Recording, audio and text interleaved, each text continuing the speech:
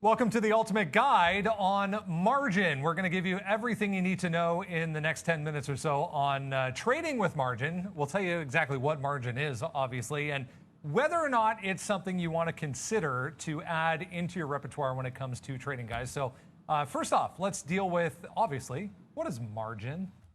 You hear it all the time in trading and how everyone is using margin to make more money. So everyone is concerned with understanding what it is. That's what we're going to talk about here today. Look, if you borrow money from your broker to fund an equity position or to fund a position that you are making in the market, that is called trading on margin. Now, I want to say right off the bat, as with any form of borrowing, there is going to be risk. So while we're going to explain all of this to you, remember, learn first, understand whether it fits your risk parameters or not, and then make an informed decision as to whether or not you want to trade on margin. So, we got that kind of little basics out of there. One step further, if you have your brokerage account, any other positions you'll have in that account, let's just assume you own stock A and stock B, and you want to buy stock C on margin. The amount, let's say it's 10 grand that you have in stock A and stock B, will be used as collateral for that stock purchase and that margin purchase when you borrow. That puts those positions at risk. You can be forced to sell those off. That is what margin is, guys. And as to whether or not you want to use it, watch the rest of this video and make an informed decision. Have to reiterate, there is more risk involved. So margin, I'm just going to talk quickly about what leverage is. So margin is going to be based on a security that you own. Leverage is simply just going to be borrowing funds. So you often see that happen in the Forex industry where they'll say they'll give you leverage. So you deposit $10,000 and they'll give you $100,000 worth of buying power or leverage to go in and execute trades against a certain security. Very, very popular, of course, in the Forex realm. A margin call, so this is the risk here when you are talking a little bit about margins, guys, and you often hear this term margin call. There's movies called entitled that as well, and that's the worst thing for an investor if you're not prepared for it, right? Remember what Neil just talked about there, and he's going to give a real-world example. We're going to give you the numbers back and forth, but what a margin call is that when your securities go against you, whereby you do not have enough in your account to cover whatever the ratio is. Sometimes it's 25%. Let me give you a quick example. Again, we're going to run over numbers, but if I want to have $10,000 worth of Apple stock, own it to the long side, but I only have $5,000 worth of security, on margin, I can then take that trade, buy $5,000 more worth of stock against my current position. And then when that drops to a certain ratio, they're going to phone me and say, oh, let's just say it's 25%. When the value of that portfolio then goes from 10,000 down to 7,500, they're going to give you a call. And so let's just say 7,490, then you're going to owe that 10 extra dollars to get your account back up. So a margin call is basically when your margined assets go below a certain ratio, Brendan, and then you get that call and you have to top it back up. There's a lot of interest in that right now in the marketplace because of what we see with some of these meme stocks as well. All right, so now everyone wants to obviously maximize return when they go into the market. So let's talk a little bit here about, when is it okay? Or, right. Is it okay to use margin of any sort? And, if you're new to the market specifically, let's make it clear here. We need to be cautious about this when we are trying to, or maybe thinking about using margin. Yeah, and look, I'm going to pull up a daily chart of AMC just to show you guys what everyone is going to be chasing. You're chasing these massive moves to the upside, and when you get a stock that in a matter of days can go from like $15 and then 5 times, you're like, how can you leverage up and how can you make more money on that trade? Everyone sees themselves as retiring on a single trade there. Now, you might hear that term, only risk what you are willing to lose. In a cash account, not a margin account, you can only lose the amount that you put in and what you have invested, what is funded in the account in that particular trade. Now, if you're going to use margin, there is more risk in that. Sean talked about the margin call. There's no other way around it but then to go through the numbers and try to understand it. And I'm going to stay, interestingly enough, you used a great example there, Sean. John didn't know I was going to say you purchased 10,000 in stock, but I'm going to throw this up here and we'll quickly follow through an idea. It doesn't matter. It can be, we can call it Apple. It can be any stock you want. It could be AMC. If you purchase 10,000 shares worth of said stock, 10,000, but half of that was borrowed. I want to keep the numbers simple so we can all follow along here. 5,000 is your own money in your funded account, and then you borrowed 5,000. Now, the maintenance margin is that amount that is set by your broker, as Sean mentioned to you. I'm just going to call it 25% here. All brokers will understand you have to know these rules at your own broker before you do this. Now, if nothing happens at that particular point in time, you have 10,000 minus 5,000, you've got 5,000 in equity, it's worth 10,000, 50% equity. Pretty simple.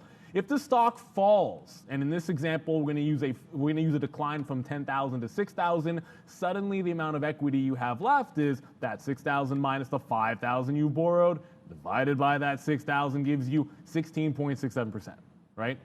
That is below your 25%.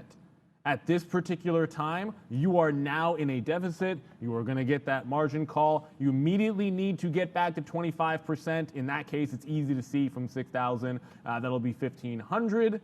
So 500 needs to be deposited. This can come from you depositing funds. If you don't have them, that collateral, like Sean said, is at risk. You could be forced to market sell other positions to cover those funds.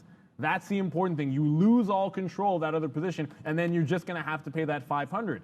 Now, why does everybody want to do this? Well, it's pretty easy to see when you use an example. If the stock goes up in this particular case, 40%. So now the total value of your position is $14,000. You've borrowed $5,000. That leaves $9,000, and take away that $5,000 that's your money, a $4,000 profit. Without margin, if you only invested the $5,000 that was funded in the example and you had a 40% increase, that would only leave you with, guys, smaller profit. Oh, did I make a math mistake? No, $2,000 in profit. That's why we do it real time for you guys. So twice the amount of profit by using margin. This is why, people, everyone is thinking about leveraging up, because suddenly a move that goes parabolic like this, you can use the same amount of funds if you have those diamond hands or if you have that conviction, and you can make more money. Of course, we've talked about the associated risks here, and that's very important to understand. Personally, I'm not one that believes in using margin. I'd rather have conservative returns, but some people want to be able to chase it. If you have a very well-funded account, maybe you might want to consider the proportion of that account you want to put to risk, and then have some kind of margin limit there. And the other thing that you should do is to just go back to this calculation, understand where that limit is going to be. So if I know that 25% is what will trigger that call, you can set yourself a stop. So in this particular case, if it would have been a 40% decline where you go into a deficit, you need to understand that if it declines 3,500, and that your value of your account goes down by that 35%, you will trigger that margin call. Set yourself a stop with a buffer in front of that number. You do that, and then suddenly you will not have to worry about a margin call. You take control of your trade.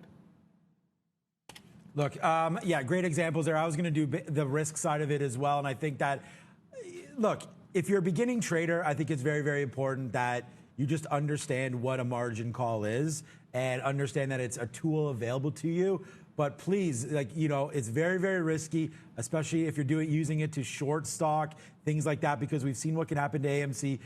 Or any of these stocks lately that keep going up, right? So you can get called away from your positions. And then the worst part about it is if you're not actively sitting at a desk or something like that, like Neil mentioned, you can get liquidated. So often you'll get the worst possible price because it's just they marking you out. They don't care. They want their money. And I'm talking about a broker. And I think this is a good example here with QuantumScape. They come out. I was actually in this, not on a margin account, but was in this name. And I kept playing it off these 40 bottoms. And the thing is, if you're going to trade a stock on margin, whether or not it be long or short, you have to watch out for key levels breaking. Neil did a great idea there and a great example when know which level you're going to get called away from. So, if I know that I can't let this break 40 because it's all these bottoms here, the minute it starts breaking 40 or getting close, I need to think about liquidating my position myself unless I'm willing to put in some more money, because you never know what's going to happen. And then the next thing you know, you're part of one of these big moves to the downside, and you may get liquidated somewhere near the bottom